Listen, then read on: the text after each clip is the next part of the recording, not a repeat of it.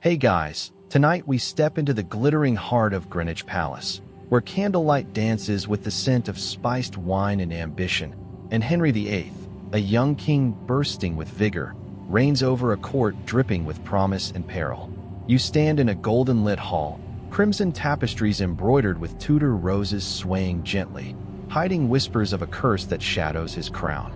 A noble in an indigo doublet adjusts his velvet cap, his eyes gleaming with secrets. Could he foresee the doom trailing Henry's vows? You'd last 5 minutes in this den of velvet and treachery before stumbling over a hidden plot. So, before you get comfortable, take a moment to like the video and subscribe, but only if you genuinely enjoy what I do here. Whisper in the comments where you're drifting off from and the hour on your clock. Now, dim the lights, maybe turn on a fan for that soft background hum, and let's drift into tonight's shadowy tale together. You glide through the great hall of Greenwich Palace in 1509, the air rich with the scent of beeswax and mulled wine, as if the walls themselves hum with the thrill of a new reign. The hall glows under bronze chandeliers, their candlelight casting golden flecks on crimson tapestries, but you sense a chill beneath the warmth, a murmur of unease among the courtiers. Henry VIII, a towering figure in a russet doublet, his golden crown glinting, stands among his nobles, his voice booming with a vow to secure a dynasty through a male heir. His bride, Catherine of Aragon, radiant in saffron silk, smiles beside him, unaware of the whispered curse tied to his ambition. These nobles, you think with a chuckle, weave loyalty like a tapestry. Imagine losing your place in this maze of flattery and schemes. The hall is a spectacle of Tudor splendor, its oak floors polished to a mirror sheen, reflecting the teal and crimson cloaks of courtiers. A wicker basket brims with parchment decrees, their crimson seals gleaming like drops of blood. A silver flagon, etched with the Tudor rose, spills wine as a servant pours, and you notice a noble in an indigo cloak slip a folded letter into his sleeve, perhaps a toast to the king, or a plot to undermine him. A lute's melody weaves through the air, soft but sharp, like the courtier's smiles. Henry gestures grandly, and a page nearly drops a tray of crystal goblets, prompting a stifled laugh. Poor lad, juggling wine and royal egos with equal clumsiness. The historical nugget here is a dazzling one. In 1509, Henry VIII, newly crowned at 18, married Catherine of Aragon, widow of his brother Arthur, vowing to secure England's future with a male heir. His ambition to strengthen the Tudor dynasty drove his early reign, but whispers of a curse, born from his controversial marriage, began to circulate, fueled by the church's unease over the union's legitimacy. You can almost taste the wine's spice, can't you?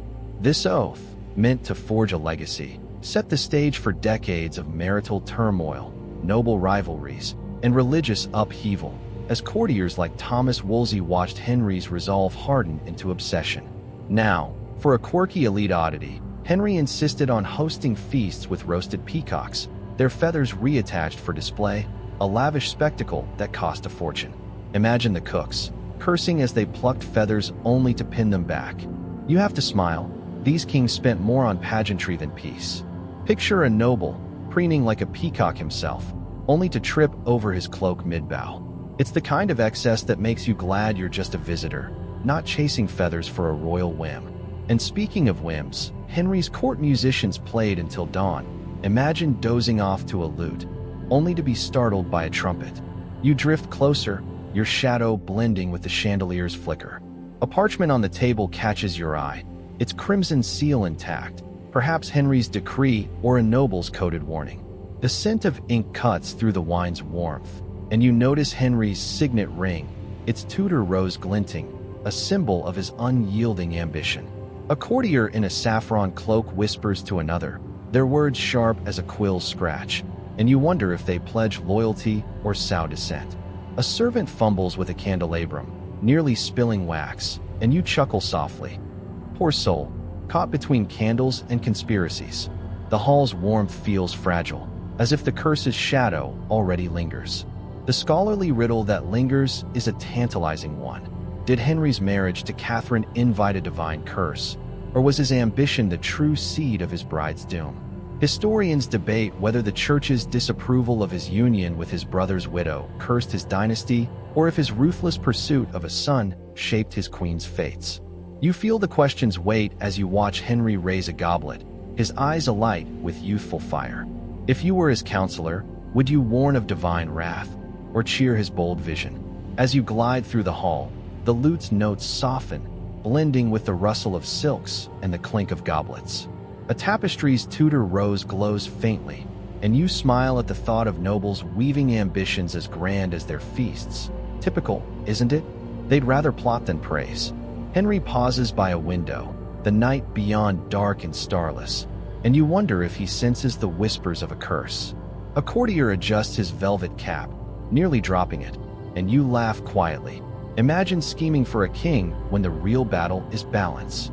The air grows heavier, the wine scent fading into a colder draft, as if the palace senses the storm to come. As you drift toward the arched doors, the candles dim, and the whispers of a cursed dynasty linger, a melody as haunting as the night itself. You linger in a shadowed chapel within Greenwich Palace, the air thick with the scent of wax and myrrh, where a storm lashes the stained glass windows in 1527, their crimson and sapphire panes trembling with each gust. Catherine of Aragon, Henry VIII's first queen, kneels before a wooden altar, her saffron gown pooling like sunlight on the stone floor, her prayers a soft murmur against the thunder's roar. Recall the candlelit Tudor hall, where Henry's vow for a son sparked whispers of a curse. Here, Catherine's devotion to her king and faith battles the weight of a crown that feels increasingly cursed, as courtiers in indigo cloaks whisper of her failure to bear a male heir. These nobles, you think with a wry smile, turn even prayers into plots. Imagine mistaking a rosary for a ledger of betrayals. The chapel is a sanctuary of solemn beauty, its stone walls adorned with tapestries of golden saints, their eyes seeming to mourn Catherine's plight. A wicker basket by the altar holds parchment prayer scrolls, their edges curling as if damp with the storm's breath. Catherine clutches a silver rosary, its beads glinting faintly, a stark contrast to the heavy gold crown she once wore with pride. A bronze censer swings gently, its smoky tendrils curling like the doubts that haunt her. You notice a lady-in-waiting in a russet gown, her fingers brushing a folded letter, perhaps a plea to Spain or a noble scheme to hasten Catherine's fall. A cleric stumbles, nearly toppling a candelabrum, and you stifle a chuckle. Poor soul, juggling wax and whispers in this storm of sorrow. The historical nugget here is a poignant one. By 1527, Catherine of Aragon, married to Henry VIII since 1509, faced growing pressure as her failure to produce a surviving male heir strained their union. Her daughter, Mary, born in 1516, was not enough for a king obsessed with a son. Recall his oath in the hall? Henry's pursuit of an annulment, claiming their marriage was cursed due to Catherine's prior betrothal to his brother Arthur, led to her banishment from court by 1533. You can almost hear the storm's wail, can't you? Her devout faith and Spanish pride clashed with Henry's ambition, fueling noble gossip and setting the stage for the seismic break with Rome, as courtiers like Thomas Wolsey whispered of her fading favor. For an extra historical anecdote, consider this. Catherine's stubborn refusal to accept the annulment led to her exile to Kimbolton Castle, where she lived in near poverty, sewing Henry's shirts in a final act of devotion. Imagine her, stitching by candlelight, while nobles plotted her replacement. You have to laugh. These royals turned loyalty into a tragedy. Picture a courtier, smugly noting her absence, only to trip over his own cloak in haste. It's the kind of irony that makes you glad you're just a visitor, not caught in Tudor tangles. Now, for a quirky elite oddity, Catherine insisted on serving her ladies pomegranates, her Spanish emblem, at every meal, a costly import that drained the royal coffers. Imagine the servants, grumbling as they hauled crates of fruit across the channel, while nobles nibbled daintily. You smile at the thought. These queens spent more on symbols than sense.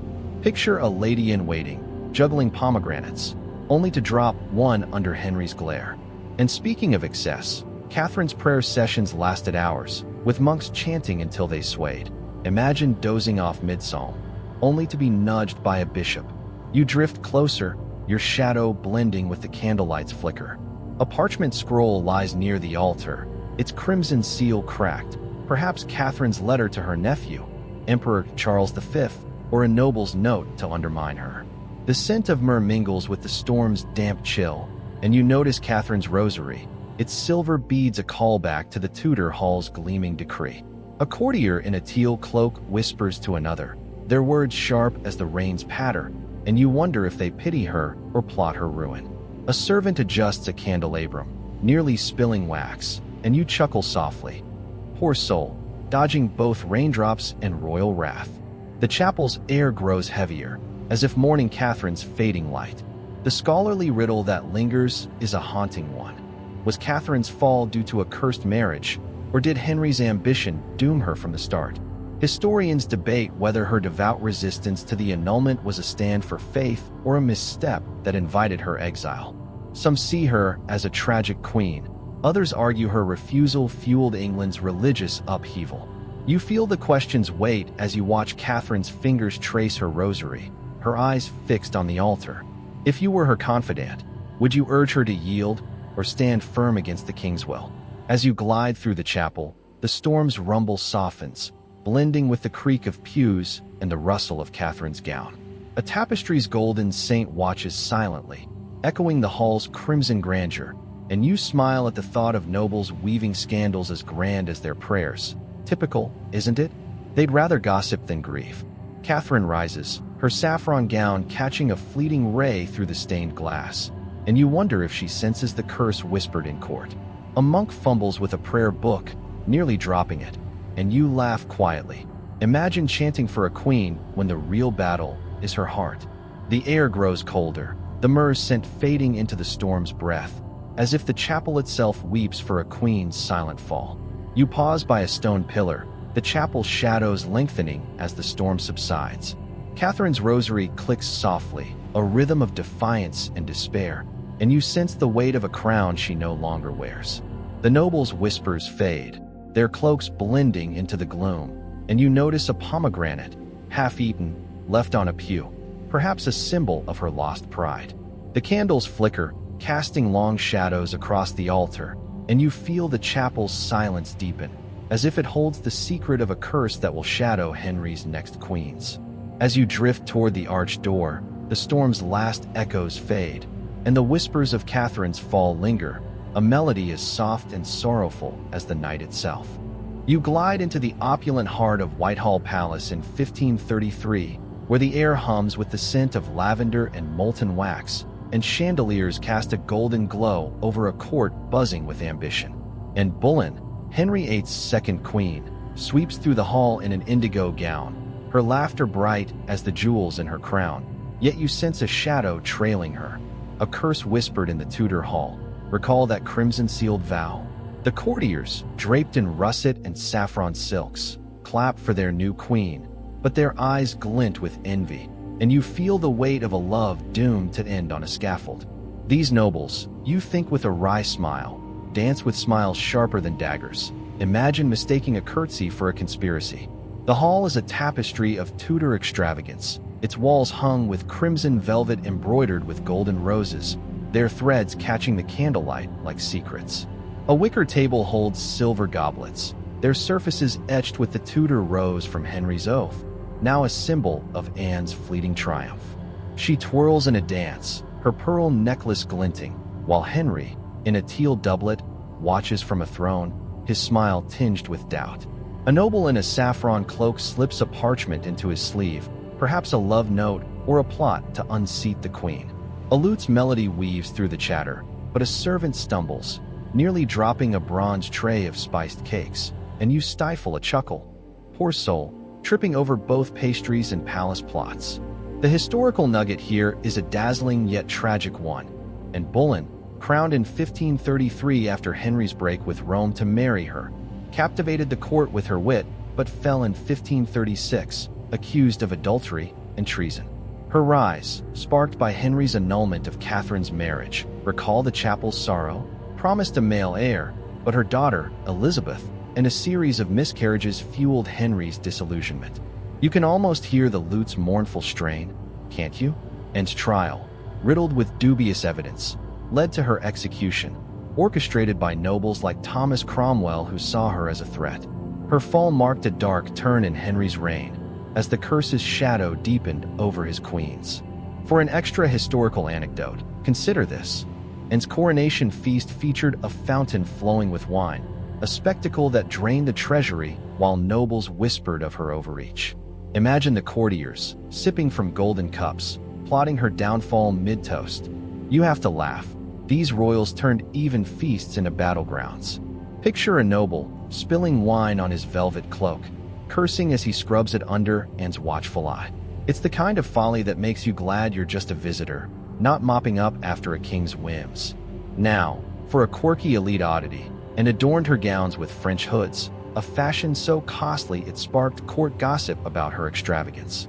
Imagine the seamstresses stitching late into the night, muttering about her endless demands. You smile at the thought. These queens spent more on headpieces than harmony. Picture a lady-in-waiting, fumbling with Anne's hood, nearly pinning it to her own hair. And speaking of excess, Anne's pet lapdog, Hercoy, was fed sugared almonds. Imagine a pup nibbling daintily while nobles schemed. You chuckle again, picturing a courtier tripping over the dog, scattering almonds across the floor. You drift closer, your shadow blending with the chandelier's flicker. A parchment lies on a wicker table, its crimson seal broken, perhaps Anne's letter to Henry or a noble's accusation. The scent of lavender mingles with the wax's smoky tang, and you notice Anne's pearl necklace, a callback to Catherine's rosary in the chapel, gleaming with fragile hope. A courtier in an indigo cloak whispers to another, their words sharp as a blade's edge, and you wonder if they celebrate her rise or hasten her fall. A page adjusts a candelabrum, nearly toppling it, and you laugh softly. Poor soul, dodging both candles and courtly schemes. The hall's warmth feels fleeting, as if the curse's shadow creeps closer. The scholarly riddle that lingers is a gripping one.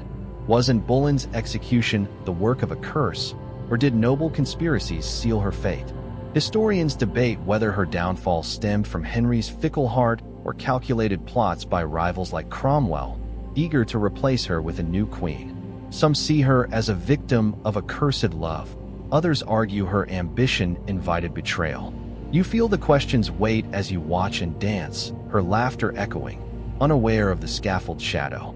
If you were her confidant, would you urge caution or revel in her dazzling defiance? As you glide through the hall, the lute's notes soften, blending with the rustle of silks and the clink of goblets. A tapestry's golden rose catches the light, echoing the Tudor hall's grandeur, and you smile at the thought of nobles weaving plots as intricate as their dances. Typical, isn't it? They'd rather scheme than sway. And pauses by a window, her indigo gown catching a moonbeam, and you wonder if she senses the curse's chill. A noble fumbles with his dagger's hilt, nearly dropping it, and you chuckle. Imagine plotting a queen's fall when you can't even hold a blade. The air grows colder, the lavender's scent fading into a draft, as if the palace mourns her fleeting reign. You linger by a velvet curtain, the hall's glow dimming, and the whispers of Anne's doom linger, a melody as sharp and sorrowful as the night itself.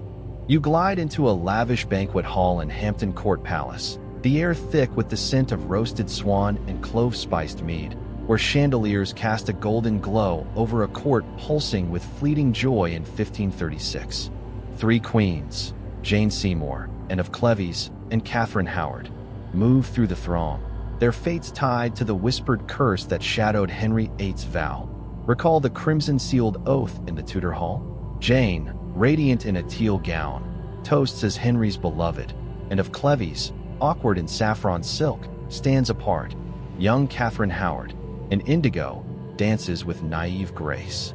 Yet you sense a chill beneath the revelry, as nobles in russet cloaks whisper of doomed brides.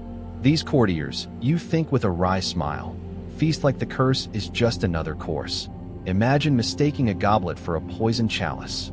The hall is a spectacle of Tudor opulence, its walls draped with crimson tapestries, their golden Tudor roses echoing the oath's ambition and in Boleyn's fallen court.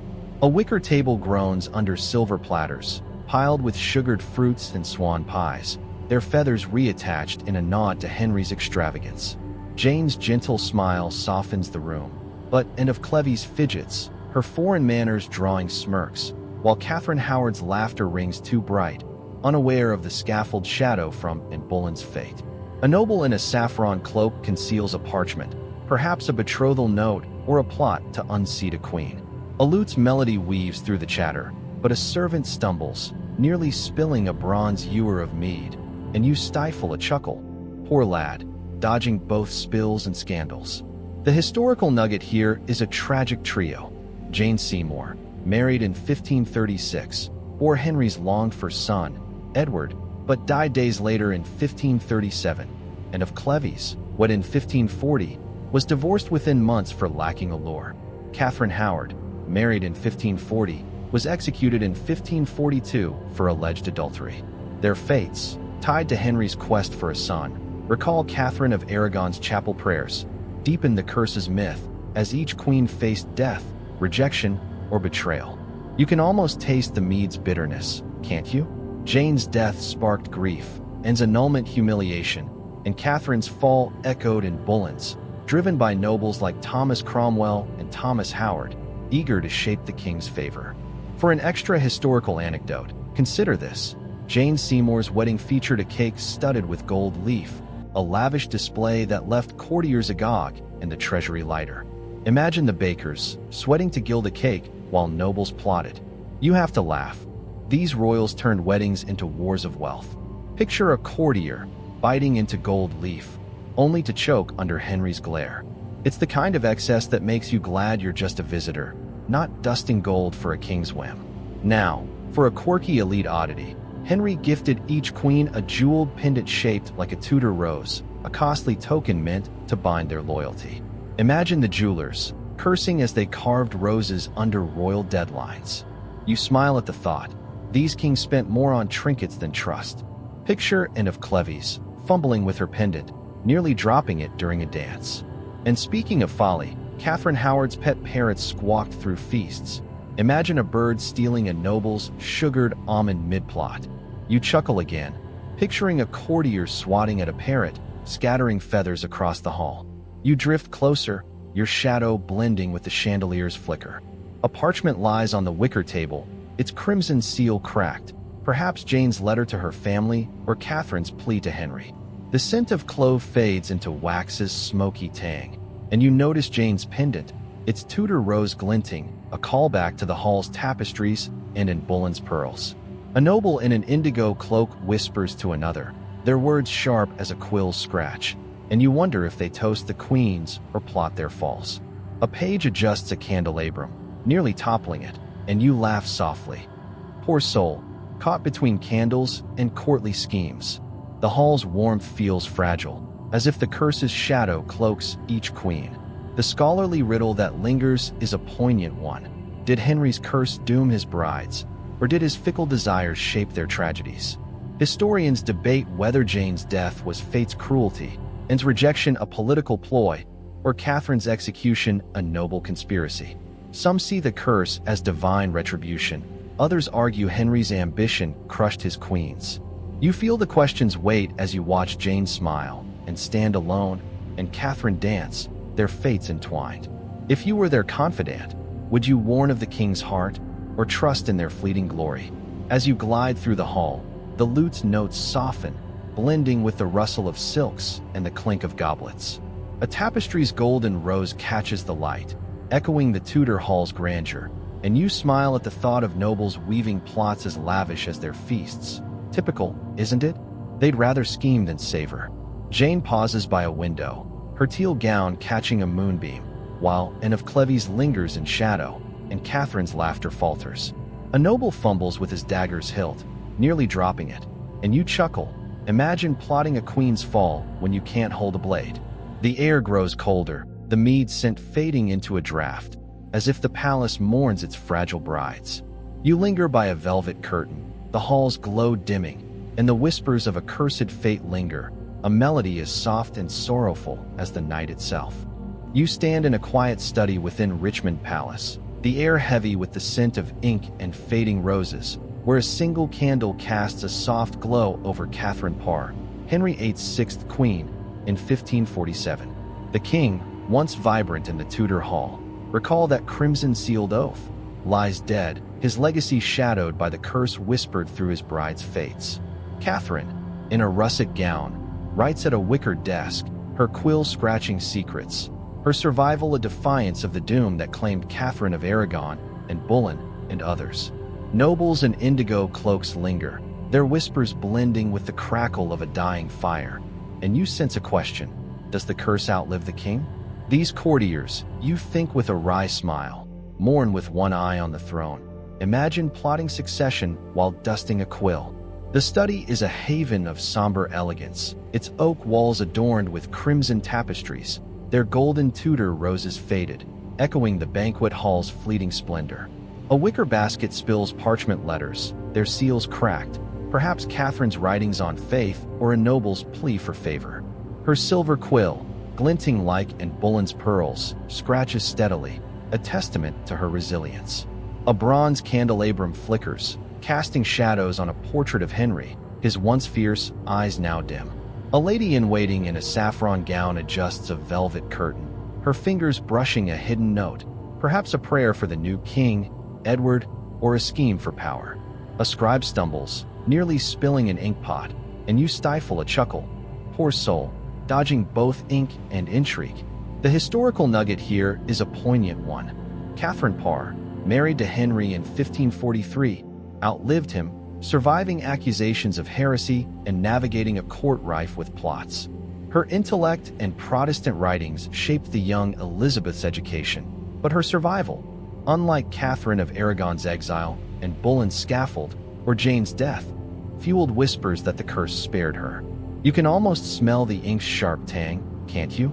After Henry's death in 1547, Catherine remarried Thomas Seymour, only to die in 1548 from childbirth complications, leaving England to ponder if the curse lingered beyond the king's grave, haunting his final queen. For an extra historical anecdote, consider this. Catherine published prayers or meditations, a rare feat for a queen, which nobles debated as either pious or heretical. Imagine the printers, sweating over her manuscripts while courtiers whispered treason. You have to laugh. These royals turned even prayers into scandals. Picture a noble, fumbling with her book, only to drop it under a bishop's frown. It's the kind of drama that makes you glad you're just a visitor, not proofreading a queen's bold words. Now, for a quirky elite oddity, Catherine gifted her ladies embroidered prayer books, each stitched with silver thread, a costly gesture to bind their loyalty. Imagine the embroiderers, cursing as they pricked their fingers for royal piety. You smile at the thought. These queens spent more on devotion than diplomacy. Picture a lady-in-waiting, clutching her book, nearly dropping it during a curtsy. And speaking of excess, Catherine's study was lit by beeswax candles scented with lavender. Imagine a servant sneezing mid-lighting, scattering wax across her papers. You chuckle again, picturing a noble tripping over a candle stand, muttering about the queen's whims. You drift closer, your shadow blending with the candle's flicker. A parchment lies on the wicker desk, its crimson seal broken, perhaps Catherine's final letter to Elizabeth or a noble's coded plan. The scent of roses fades into the fire's smoky warmth, and you notice her silver quill, a callback to the Tudor rose's gleam in earlier halls. A courtier in a teal cloak whispers to another, their words sharp as the quills scratch, and you wonder if they honor her survival or plot anew. A scribe adjusts a candelabrum, nearly toppling it, and you laugh softly. Poor soul, caught between candles and conspiracies. The study's silence feels heavy, as if it cradles England's lingering questions. The scholarly riddle that lingers is a profound one. Did Catherine Parr escape Henry's curse through cunning, or did it follow her beyond his death? Historians debate whether her survival was a triumph of intellect or a brief reprieve before her own tragic end. Some see her as the curse's final victim. Others argue her legacy outshone it. You feel the question's weight as you watch Catherine write, her eyes steady yet shadowed. If you were her confidant, would you urge her to guard her secrets or trust in her enduring light? As you glide through the study, the fire's crackle softens, blending with the rustle of parchment and the creak of oak. A tapestry's Tudor rose watches silently, echoing the banquet's golden threads, and you chuckle at the thought of nobles weaving legacies as intricate as their plots. Typical, isn't it? They'd rather scheme than scribe. Catherine pauses, her russet gown catching the candlelight, and you wonder if she senses the curse's faint echo. A noble fumbles with a silver rosary, nearly dropping it, and you smile. Imagine mourning a king when the real battle is memory. The air grows colder, the rose's scent dissolving into the fire's breath, as if the study mourns a dynasty's end. You drift from the study, the candlelight fading into a gentle, endless void, where the scent of ink and roses melts into a winter's sigh. The golden Tudor roses, the rustle of silks, the whispers of curses, all dissolve, like snowflakes on a quiet river. You're floating now, weightless, as England's stars blur into a soothing shimmer, their glow a whispered promise of rest. Henry's oath, his queen's sorrows, their fleeting crowns, they slip into the night, leaving only the hum of a snowy silence. Share your thoughts below, and let the stillness carry you to slumber. Subscribe to Dark Lens Stories for more tales of noble shadows. Next, a Medici's poisoned chalice awaits.